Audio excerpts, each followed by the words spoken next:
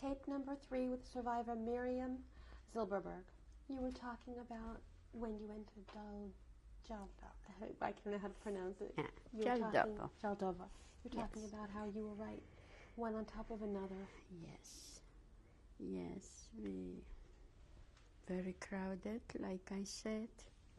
No living condition at all. But we stayed there a few days. And then they took us to different towns. What town is that? First they took us to Skarżysko, then to Bodzentin, then they schlepped us to Starachowice. How far away was that? This is neighbor town. How far from Plock? I would say this is near Kielce, so maybe a couple hours. How did they take you? By train. By train this time? By train, this time by train. We arrived to, not a passenger train, a cattle train. We arrived to Starachowice by train. That was a train there. Was your family still together? The family was still together, not Rahela. Yeah, but the whole family was together. Yeah, we arrived there. There we were strangers. They put us also in a ghetto, where the Jews live. They didn't have much to give us either. They live also in a limited means. But they accommodate us and we stayed there in Starachowice. When did you arrive there? Do you remember the month and the year? It was 42, but the months I don't Was it recall. cold or warm? I don't recall this. What month was it? I don't recall. No, that was beginning, probably. Beginning. Yeah. Or 42. Yeah, for beginning. So 42. what did you do? How did life proceed there? Then in Starachowice was a ammunition factory. So my father was working there, and we were home, but in the beginning. But after a while, we also went there. That means me and my sister went there. Which sister was this? What is between me and Helene, what lives now in California, was another sister, Tosha. Yeah. So we were there. We put ourselves on the list to work in the factory. And we got, even we didn't start working yet, but we got like a pass. That when we will be called, we are allowed to go. So in Starachowice was also where my father was working in this factory. What also was very hard. And we thought maybe there we will already, the war will come to the end. And but the time passed by and we saw no end. And we didn't have any money so it was very hard times. Very hard times. Were there actions in that ghetto? Yes, then that time we were still getting some packages from Rahela, yes, to Starachowice. That was, I think, the only means what we had to survive. But then was an action. One day they came and they Halim didn't have the pass. She was a very young girl. They came that who has the pass will go to the factory. Will go to the factory. So I went. My younger sister, my Tosha, she didn't go. I don't remember really why she didn't go. But I told Halim to come with me without a pass. She didn't have a pass. But then she took the place when we got together. Another girl had a pass, but she didn't want to go. So she gave Halim the pass. And like this. But that was the pass where with a picture. So we were crossing the ghetto, a whole group, not only us, at night. It was already dark.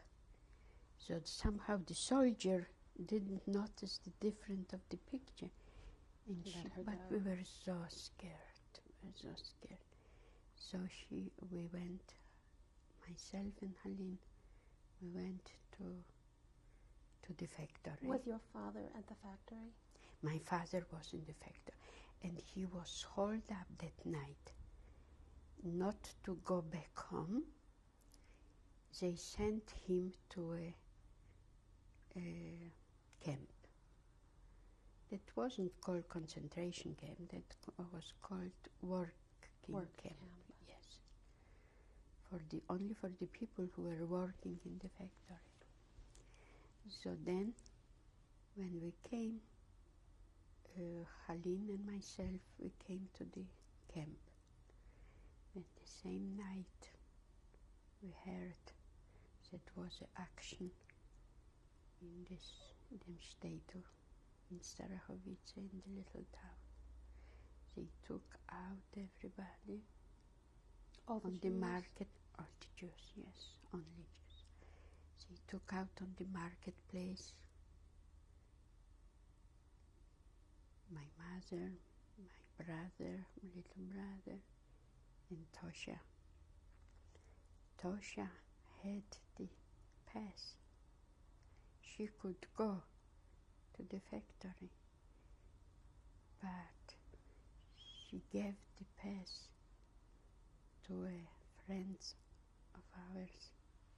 She wanted to go with my mother. I didn't know this at that time. We were already from the factory, we were sent to camp. But the same girl who took the pass from Tosha told me this after the war here in New York. She told me, do you know how I survived? On the marketplace, Tosha came over and gave me the pass. She went with your mother, and they were sent to Treblinka. When did you find out where they were sent? When we were in the Starachowice camp. Did you know? But we really didn't know what Treblinka means Treblinka. Another lager, another camp. We couldn't imagine, and knowledge we didn't have. We didn't have communication. We didn't have way to know. We heard about Camp Treblinka, but we didn't know what was Treblinka. We didn't know that was a horrible end. So you were in the labor camp, and did you continue working in the factory? No.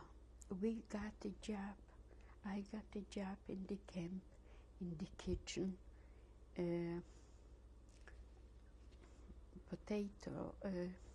peeling potatoes. Halim got a job. She was working a little in factory also. Then she got a job in a laundry, to make laundry in the camp. And that was not long time either. So, but we weren't together with my father. You were not? No, because we're in Starahovice, were two camps. One was Majówka and one was Strzelnica. My father was in Majówka, we were on Strzelnica. From time to time, we got a pass to go from Strzelnica to Majówka. So we went to see my father. He was very bad already. He was very depressed. He was missing. He was, so we got together. I remember when we went, we took what we were getting there, a piece of bread for a day. So we saved like a whole week, we saved a piece of bread from one day to another. And when we went to my father, so we brought him something. Since he was always like a quiet man, not a pushy, not a very, very soft man, so he just like was broken, not being with the family, and yeah. But we visit him from time to time, whenever we can get the pass, what was not so easy to get either. How long were you kept in Starahovice? Starahovice, we went till the end of 43. Starahovice was also very hard. Every few weeks was a selection. Every few months, every few weeks was a selection. People get sick, they took him away and they didn't, they wasn't cured. It was very hard time. I got sick of typhus, and I couldn't move. It was high fever, I don't know how much, you couldn't test the temperature that time, but I was laying down and Haleen took care of me. She is 3.5 years younger than I am. She took care of me, she watched over me. She went and she got sick also, because this is very contagious. So she got sick also, but she didn't lay down. She was, then later people were telling me, she was walking, holding on to the gate, holding on to the wall. And she was looking for a little bit of water, a little bit of the watery food, soup, what they were giving, to bring for me. And so because of her, I survived. In many instances, she kept me alive. She kept me alive. She was talking to me. She was the youngest, but she was like stronger spirit. She saw me and she got the desire to live. Physically, maybe she was stronger. Emotionally, than I did. Emotionally, she was also broken down, but because of me, so she had the strive to go and to get something, get a little water. You couldn't get much, just a little water or a little this watery soup. And then we survived. The deportation out of Starahovice, when did that happen? That happened in 44. And yeah. How did it come about that you were going to be leaving? I understand that the Russian will coming closer. So So the German decided to push us deeper to Germany. So where did they take Or you? liquidate, took us to Auschwitz, which mentioned. How did they take you? They took us also on this Trains or buses? train, the cattle train. How many hours Packed. was it from Zylberberg to Auschwitz? Were packed. Only what you can hear, not even crying, was silence. Only what you can hear is Shema Israel. Shema Israel. You can hear only this. And the lock of the door, it sounds in my head still. As they closed the door, and they put the iron. Yes. No windows, nothing. We were packed, and we didn't know where we are going. Then we came to Birkenau, to Auschwitz. When the door opened, But when the door opened, what did you see? when the door opened, we were standing in front of the crematorium. Did you know what it was? If I didn't know, I got to know there, because we were standing in front, and the dark smoke was coming out from the big tall chimney, and the smell of burned hair and burned bones. You got to know what it is.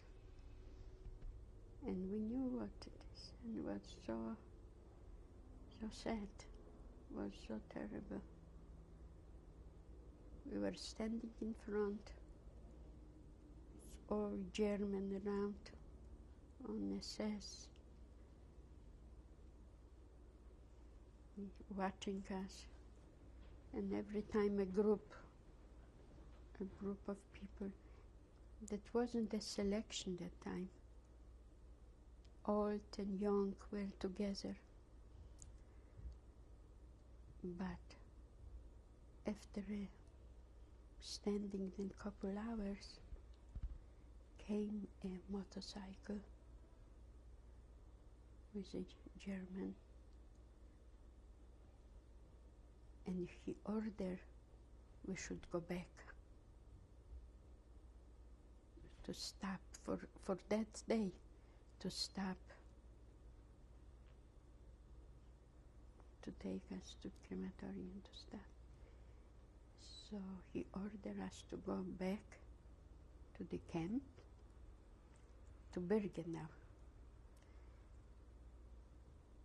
But standing there, I remember one thing, when we were standing, Haline and myself and many other women. So we were talking to Haline, how horrible it is to be burned now, to be gassed. We knew that time already. So I mentioned it to Haline, don't stay next to me. We shouldn't, we agree not to go together, not to stay together, not to see each other being gassed. Yeah. Horrible moment. But then they took us back to Birkenau. They took off our clothes. We have to take off our clothes. They shave our hair, and they give us the camp, the stripes clothes. And we went to barracks. Did they give you a number? Yes. At that time? At that time, they gave us a number. Yes. I had a number, and my sister also had a number. And did you go to barracks together? Yes. We stayed together all the time. We stayed together all the time. We were so supportive of each other. Haline was like pillar for me, what I have to lean on.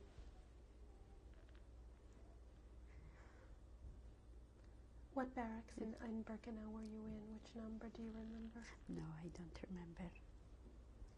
I don't remember.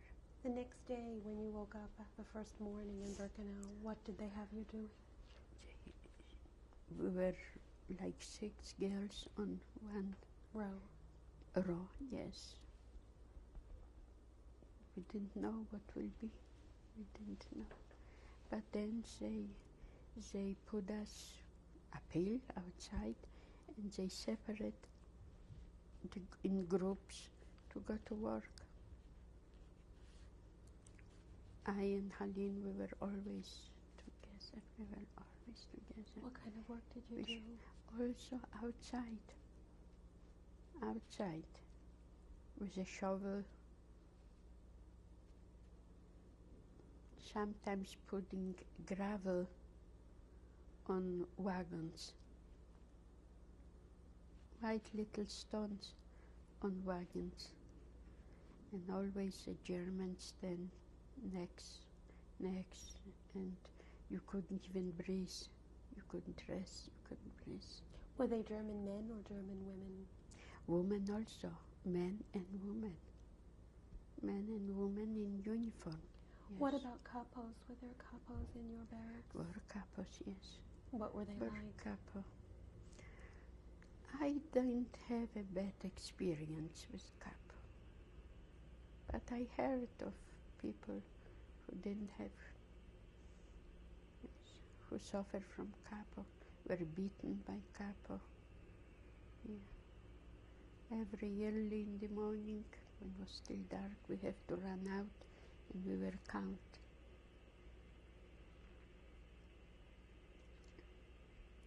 One time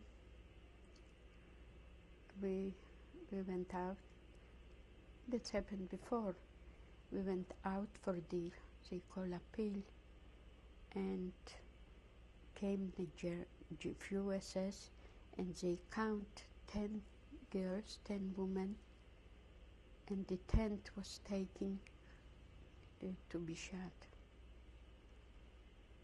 And we knew that they are taken, and we heard even the shots. One day we came out and they count 10, and the 10th was Haline. I was standing next to her. The 10th was Haline. He took it out in front of the line, and when counting, going to count, so I jump over on the other in front of the line, but he noticed this and he didn't let me, and he started beating Haline so much. To me he said, go back, and Haline, he beat her so much, he fell down. He was weak that time already, weak. She fell down, and that time they didn't take the girls to be shot. Everything what I can tell you is a miracle. That time we didn't go to crematorium, a miracle. That time they didn't took Haline to be shot. We don't know why.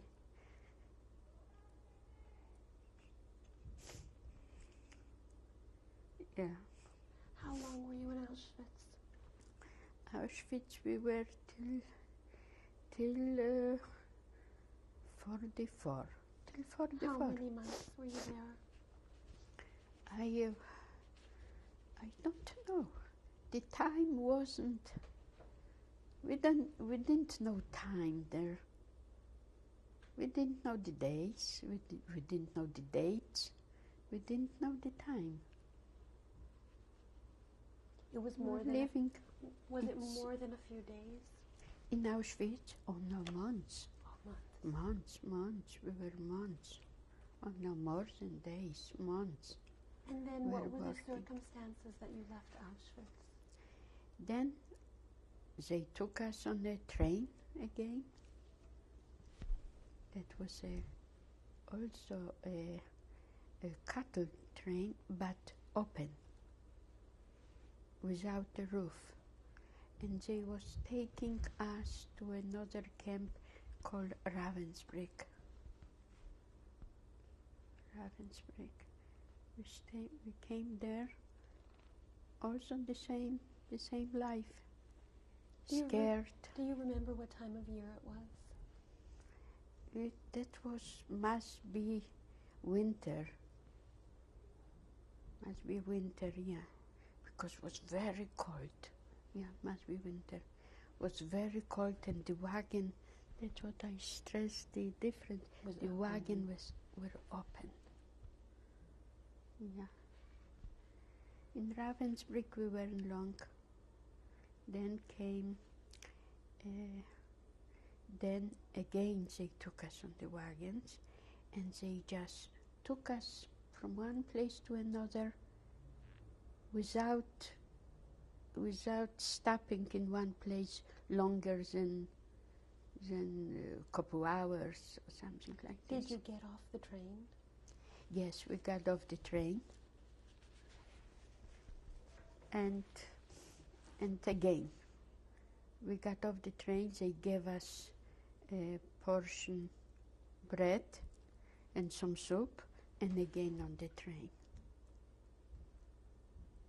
And if I'm telling you about my sister Haline, how she had behaved to me when we were getting the 2 portion of bread, we didn't eat like I ate mine and she ate hers.